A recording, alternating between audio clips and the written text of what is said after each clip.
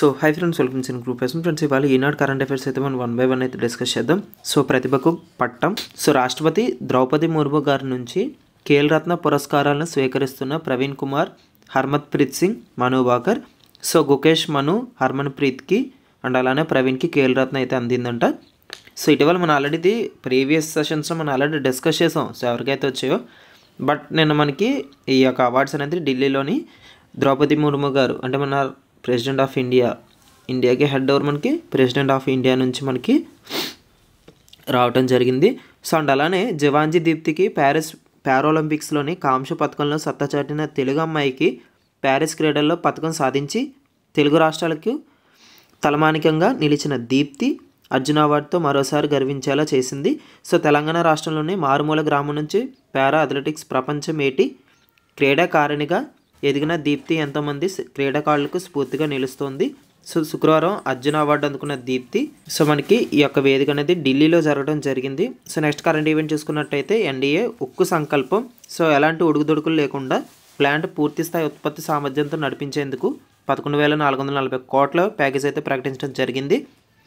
So కేంద్ర ఉక్కు పరిశ్రమల శాఖ మంత్రి అయిన హెచ్ కుమారస్వామి, పౌర విమానయాన శాఖ మంత్రి కింజరపు రామ్మోహన్ నాయుడు, ఉక్కు భారీ పరిశ్రమల శాఖ మంత్రి అయిన భూపతిరాజు శ్రీనివాస వర్మలతో అయితే దీన్ని ప్రకటించడం జరిగింది.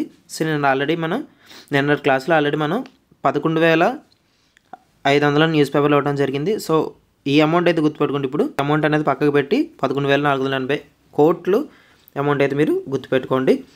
సో నెక్స్ట్ కరెంట్ ఈవెంట్ చూసుకున్నట్టయితే మెగ్నీషియం కేథోడ్లోని చౌకగా ఈవీ బ్యాటరీస్, అంటే మన ప్రపంచాన్ని నడిపిస్తున్న ప్రజెంట్ ఎలక్ట్రానిక్ వెహికల్స్. సో వాటిలో సంబంధించి ఒక current related update.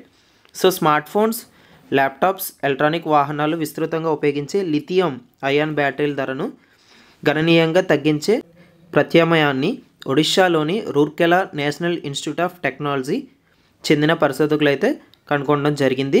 So బ్యాటరీల cathode నిర్మాణంలో ప్రస్తుతం కోబాల్ట్ అయితే వినియోగిస్తున్నారంట. సో కోబాల్ట్ ఖరీదైంది మనకి. సో ఈ యొక్క మూలకం దేశంలో చాలా తక్కువగా అందుబాటులో ఉంది. సో ఎస్పెషల్గా చూసుకున్నట్టయితే క్యూబా, మడగాస్కర్, పాపువా గునియా దేశాల నుంచి అయితే దీన్ని దిగుమతి అయితే చేసుకోవడం జరుగుతున్నాము. కరెంట్ అఫైర్స్ నుంచి మనకి క్వశ్చన్ ఏ విధంగా ఫ్రేమ్ చేయొచ్చు అంటే, ఇటీవల మెగ్నీషియం కేథోడ్లోనే చౌకగా ఈవీ బ్యాటరీలు తయారు చేసిన ఎన్ఐటీ అని అడుగుతారు. సో ఎన్ఐటీ రూర్కెలా, లేదా కోబాల్ట్ మనకి ఖరీదైంది కదా. సో కోబాల్ట్ అనేది ఏ దేశాల నుంచి దిగుమతి చేసుకున్నామని అడగచ్చు. సో దేశాలు అయితే గుర్తుపెట్టుకోండి, క్యూబా, మడగాస్కర్, పాపువా గునియా. సో ఈ విధంగా ప్రశ్న అనేది మనకు ఫ్రేమ్ చేయొచ్చు. సో నెక్స్ట్ కరెంట్ ఈవెంట్ చూసుకున్నట్టయితే 1904 ఒలింపిక్స్ గోల్డ్ మెడల్ వేలంలో 4.72 కోట్లు అయితే పలికిందంట. సో బోస్టన్, అంటే మనకి ఇది అమెరికాలో ఉంది. సో అమెరికా గడ్డపై తొలిసారిగా సెయింట్ లూయి నగరంలో 1904లో జరిగిన ఒలింపిక్స్లోని క్రీడల బంగారు పథకం తాజా వేలంలోని 4.72 కోట్లు, అదే అమెరికా డాలర్స్లో చూసుకుంటే $5,45,871 అయితే పలికినట్లయితే సంబంధిత కంపెనీ శుక్రవారం అయితే వెల్లడించడం జరిగింది. సో ఈ పథకానికి ఒకవైపున ఒలింపియాడ్ 1904 అనే అక్షరాలతో విజేతగా నిలిచిన అథ్లెట్లు పూలదండ పట్టుకున్న బొమ్మ అయితే ఉంటుందంట. సో మరోవైపు పురాతన గ్రీకు పురాణాల్లో విజయదేవత నైక్తో పాటు దేవతల రాజైన జ్యూస్ బొమ్మను అయితే చిత్రించడం జరిగింది. సో 110 మీటర్ల హారిల్డ్ పోటీల విజేత అయిన అమెరికన్ క్రీడాకారుడు ఫ్రెడ్ కుల్గ్ ఈ స్వర్ణ పథకాన్ని అయితే ప్రదానం చేయడం జరిగింది. సో ఒలింపిక్స్ సంబంధించి క్వశ్చన్లు స్టాటిక్తో డైనమిక్తో లింక్ చేసుకుంటూ చదువుకోండి. సో నెక్స్ట్ కరెంట్ ఈవెంట్ చూసుకున్నట్టయితే ఈట్ లాన్సెట్ ఆహారంతో బహుళ ప్రయోజనాలు అయితే అధ్యయనం అయితే వెల్లడించడం జరిగింది.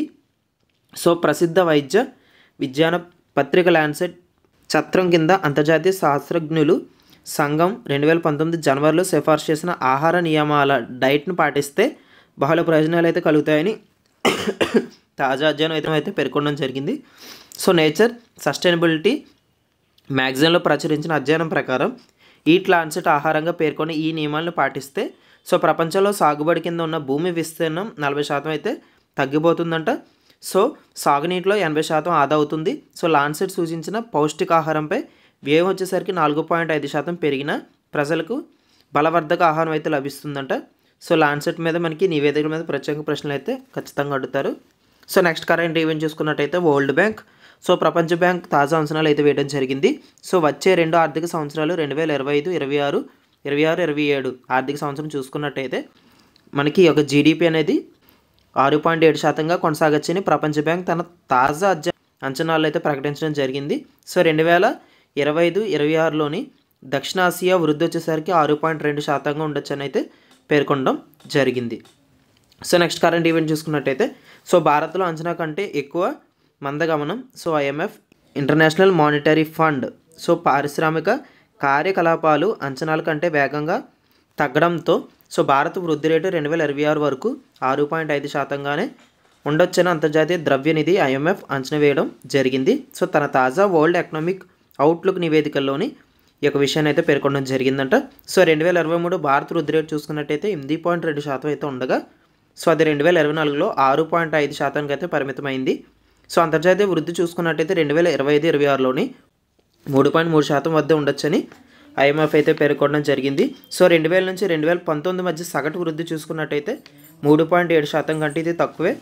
సో అంతర్జాతీయ ద్రవ్యోల్బణం చూసుకున్నట్టయితే 2025లో 4.2% నుంచి 2026లోని 3.5%కి దిగవచ్చని వర్ధమాన దేశాలతో పోలిస్తే అభివృద్ధి చెందిన దేశాల్లో త్వరగా లక్ష్యాన్ని అయితే చేరవచ్చని IMF అయితే వెల్లడించడం జరిగింది.